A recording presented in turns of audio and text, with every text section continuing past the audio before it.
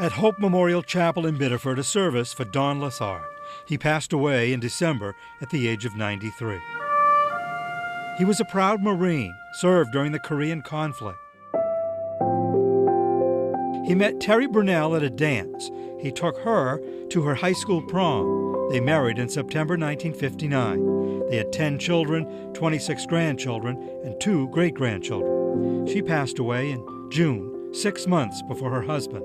She was 84. Among their final wishes, their bodies be donated to the University of New England. We learned of their wishes from one of their children, who's an employee here at WMTW. Born and raised in Biddeford, the Lessards were well aware of the UNE Medical School on the sprawling campus along the Saco River. Courageous people. We sat down with their 2 eldest daughters to ask why this was important to them. With my mom's Parkinson diagnosis, she felt, if they can use my body for Parkinson research, I don't need my body anymore. Why not donate it to the medical school? They would often go out of their way to help others, they were very generous people. UNE is completing a new $93 million expansion of its medical school on the Portland campus. We are now in what is called the donor lab. We got an advanced look at the facility with all the new bells and whistles. It'll be ready for the students this summer. Dr. Jane Carrero is the dean of UNE's osteopathic medicine. The new facility will allow the school to expand each class size to 200, a total of 800 medical students learning here. So this is the morgue or the freezer, so we can use them for as long as we need to use them. Even years? Years, yeah, sure. I mean, some people will say, I have this anomaly in my brain, and if you want to keep my brain forever, so you can show it to students, go ahead and do it. If you look at the... Dr. Carrero talked about the importance of the program where students are learning using human donors. The student can feel that artery. They can hear it, because literally when you squeeze it, it actually makes a sound. And when you're talking to a patient and they don't understand why their high cholesterol matters, you can say to them, you know what, I've actually palpated a coronary artery with plaque like you have. This is what it feels like, and that's why you have to stop eating French fries. On this day, students in the old labs on the Biddeford campus continue their studies, talking about the importance of those human donors and the impact they have on their education.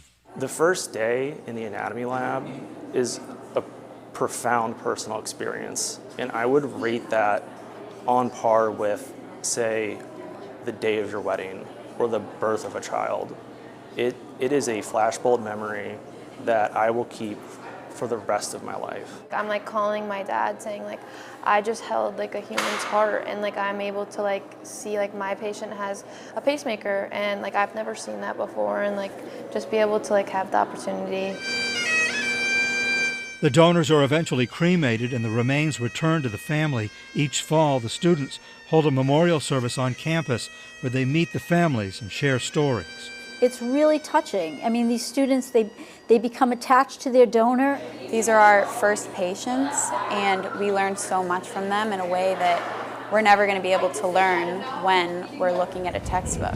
The Lessard family is looking forward to that day and looking forward to meeting those medical students who spent so much time with their parents. And that made me think, okay, this is a good thing, and I'm proud of my mom and dad for doing that, for thinking beyond themselves, beyond the grave.